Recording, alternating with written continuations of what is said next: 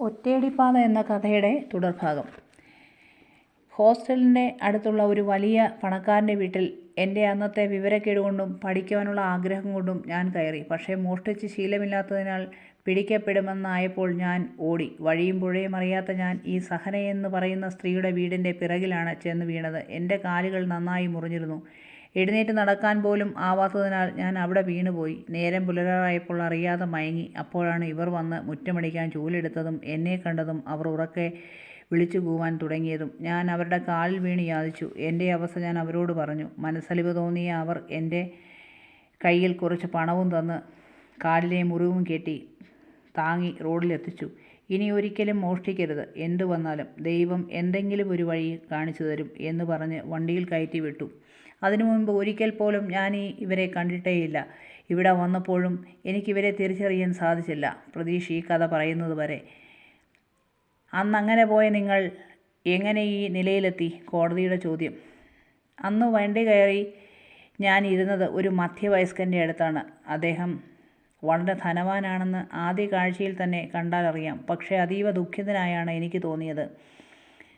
വണ്ടിയിലിരിക്കുമ്പോൾ എങ്ങോട്ട് പോകണം എന്ന് എനിക്കൊരു ഊഹവും കിട്ടിയില്ല. തൽക്കാലം വീട്ടിൽ ചെല്ലാൻ നിവൃത്തിയില്ല. കാലിന് എന്തു പറ്റിയെന്ന് ചോദിച്ചാൽ ഞാൻ എന്തു പറയും? അതുകൊണ്ട് തന്നെ അച്ഛൻ്റെ അകന്ന ബന്ധത്തിലുള്ള ഒരു സഹോദരി എറണാകുളത്തുണ്ട്. അവരുടെ വീട്ടിൽ തൽക്കാലം ഇറങ്ങാം. എന്തെങ്കിലും കള്ളം പറഞ്ഞ് 2 ദിവസം നിൽക്കാം. കാലിൻ്റെ വേദന കുറഞ്ഞിട്ട് വീട്ടിലേക്ക് തിരിച്ചു പോകാം. ഇനി പഠിക്കുകയൊന്നും വേണ്ട. ആ ആഗ്രഹം ഇവിടം കൊണ്ട് അവസാനിപ്പിക്കാം എന്ന് മനസ്സിൽ കണക്കും കൂട്ടി ഇരുന്നപ്പോൾ ഞാൻ ഉറങ്ങിപ്പോയി. ക്ഷീണം കാരണം. തൃപ്പൂണിത്തറ എന്ന കണ്ടക്ടറുടെ ശബ്ദം കേട്ടാണ് ഞാൻ ഉണർന്നത്. ഇറങ്ങുന്നില്ലേ? അടുത്തിരുന്ന ആൾ ചോദിച്ചു. എനിക്കാണെങ്കിൽ എഴുന്നേൽക്കാൻ പോലും പറ്റുന്നില്ല. എന്തു പറ്റിയെന്നാണ്? ഞാനൊന്ന് വീണതാണ്. അദ്ദേഹം പറഞ്ഞു. ഞാൻ സഹായിക്കാം. എനിക്കും ഇവിടെയാണ് ഇറങ്ങേണ്ടത്. അദ്ദേഹം എന്നെ പിടിച്ചിറക്കി.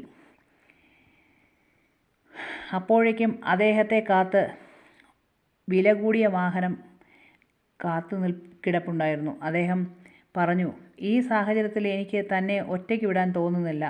നമുക്ക് എൻ്റെ വീട്ടിലേക്ക് പോകാം. ചോറുണ്ട് കഴിഞ്ഞ് എവിടേക്കാണോ പോകേണ്ടത് അവിടെ കൊണ്ടുചെന്നാക്കാം. സത്യത്തിൽ എനിക്കൊന്നും പറയാനില്ലായിരുന്നു.